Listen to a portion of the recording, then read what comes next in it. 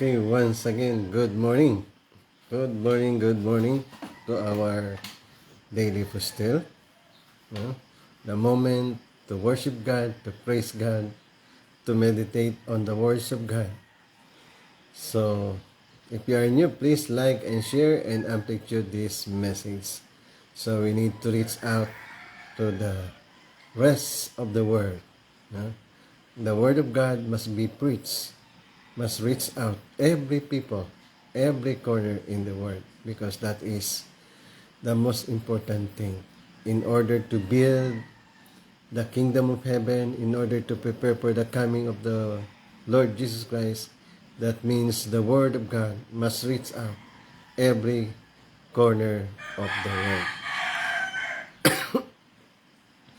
So, before we start, please join me in our prayer. Our most beloved Heavenly Father, we would like to express our gratitude this morning for guiding us and keeping us always safe and sound, and for all the blessing. Let it be your words will be inscribed in our heart, that as we meditate in your words, we can come to realization that we need to take our part and our responsibility.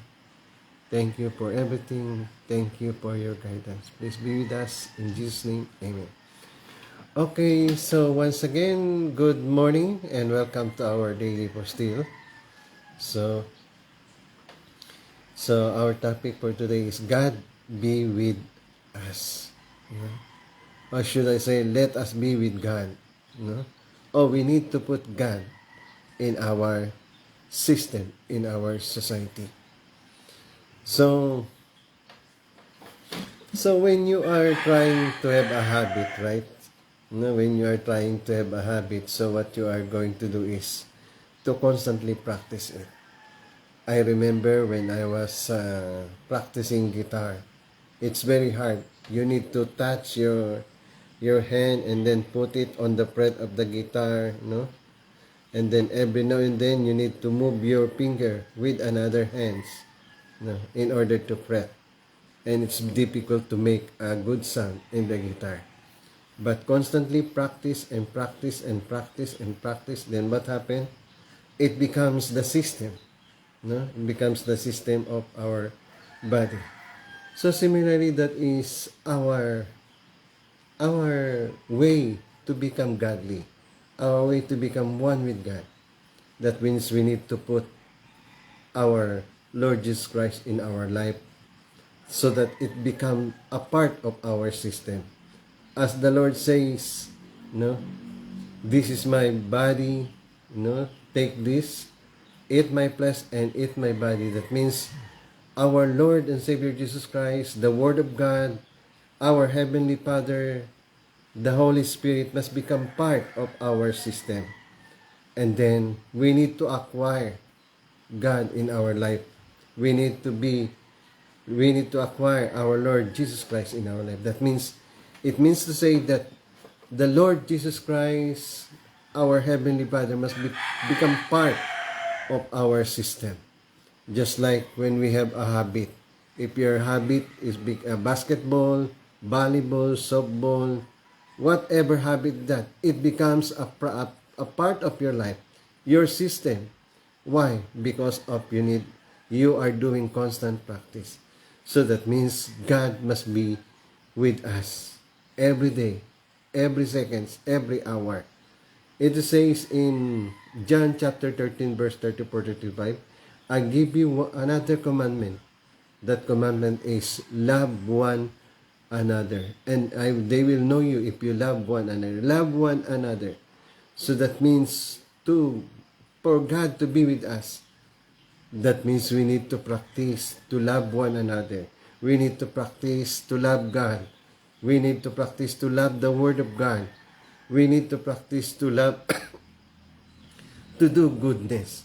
So that means if we practice loving God, if we practice loving our Heavenly Father, if we practice doing things in accordance with the will of God, it will become a part of our system. And then God is with us.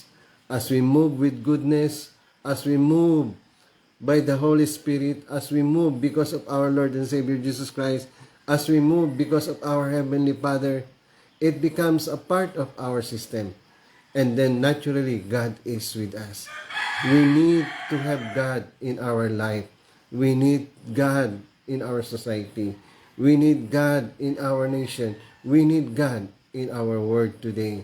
The only solution of every problem of humanity, whatever it is, it may be political, economical, business, personal, psychological problem. So whatever problem it is, the only solution is our Heavenly Father, is our Lord and Savior Jesus Christ. That means we need to let it be that in our system, no, in our system, deep down in our bone marrow, there must be God, especially in our heart. The content of our heart is God. So when God is the content of our heart, that means there will be an overflowing of goodness in us. Because as our Lord says, whatever your treasure is, there your heart is. There, that is you, whatever you treasure. So that means if you treasure goodness, what will come out is goodness. So that means it is very important that we need to put God in our life, in our mind, in our soul, in our spirit, and God must be our strength. God must be our love. God must be our heart. God must be part of our humanity. God must be part of our personality. God must be part of our attitude. God must be part of our character.